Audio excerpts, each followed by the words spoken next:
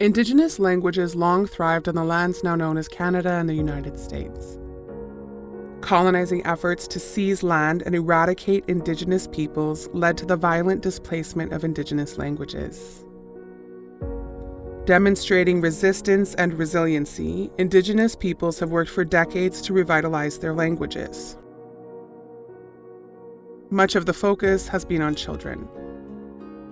But also critical are the programs for the missing generations of adults who did not grow up with their Indigenous languages. How can we support Indigenous adults who are becoming new speakers of their languages? Several methods and approaches have been developed to support Indigenous language revitalization. Some are structured, involving a skilled language teacher, and emphasizing the linguistic features of the language. Others focus on teaching learners to teach. Mentor or master apprentice, used by Kuruk, Cherokee, and other communities, brings together language learners and speakers to recreate immersion environments. Language revitalization is not just about teaching language. It's also about supporting people. Language revitalization thrives when Indigenous communities and their allies initiate.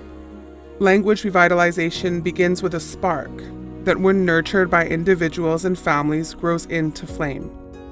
The Salish School of Spokane began as a non-profit, family-based effort that grew into a full immersion school whose language transfer method has been replicated across communities. Respond to community needs.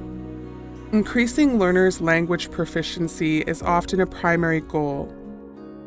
Learners at Ganawage are working to increase the proficiency of advanced Mohawk learners. But proficiency is not necessarily the only goal. Miami people have reawakened their formerly sleeping language and are now reconnecting a diasporic community through language reclamation efforts. Innovate. Because Indigenous languages are remarkably different from European languages, impactful adult language learning efforts don't just replicate existing second language learning models. The Adult Language Immersion Program at Six Nations consistently evaluates and refines approaches to teaching Mohawk. Partner. The foundation of sustainable learning environments is a strong team that supports one another and seeks collaboration. A nonprofit supporting Squamish language revitalization partnered with Simon Fraser University to launch a 2-year full-time adult language immersion program. Persist. Language revitalization efforts are built on hard work and shared responsibility that extends far beyond the learning environment.